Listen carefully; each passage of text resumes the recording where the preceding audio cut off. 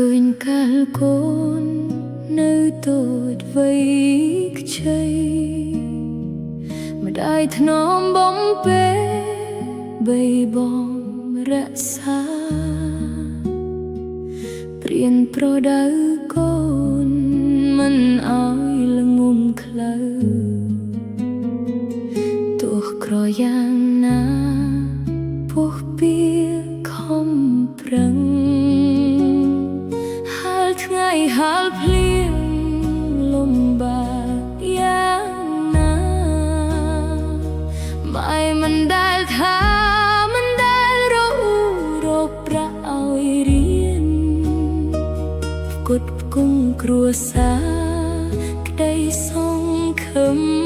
ម៉ែគឺរូបកូននេះដល់ពេលកូនដឹង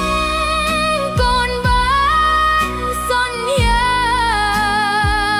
ខំប្រឹងរកការរកប្រាក់ចិញ្ចឹមចង់ឲ្យអ្នកម៉ែ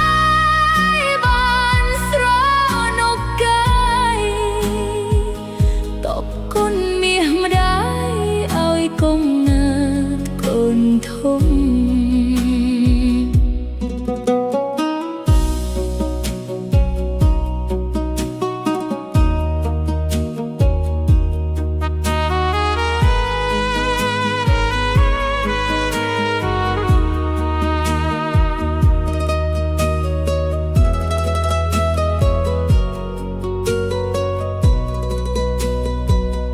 ដល់វ័យរៀបកា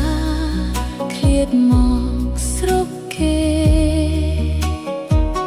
សង្ឃឹមទ្វេដងចង់ជួយគ្រួសារផ្ញើប្រាក់រាល់ខែឲ្យម៉ែបានហើយមិនទាន់បានប៉ុន្មានម៉ែធ្លាក់ខ្លួនឈឺដល់ពេលកូនដឹងកូនបានសន្យាខំប្រឹងរកការរកប្រាក់ចិញ្ចឹមចង់ឲ្យអ្នកម៉ែបានស្រណុកកាយតបគុណមាសម្ដាយឲ្យកំណើតកូនធំត្រឹមមួយអាទិត្យជំងឺសាមានឆក់យកវិញ្ញាណដែលឃ្លាតឆ្ងាយបាត់ទោះកូនប្រឹងរកប្រាក់បានច្រើនពិតក៏មិនអាចជួយជីវិតម៉ែបានកូនសោកស្ដាយណាស់មិនក៏មិនឃ្លាតឆ្ងាយពីកូនឡើយនឹកណាស់អ្នកមានកូនអើយម៉ែទៅបានសុខហើយ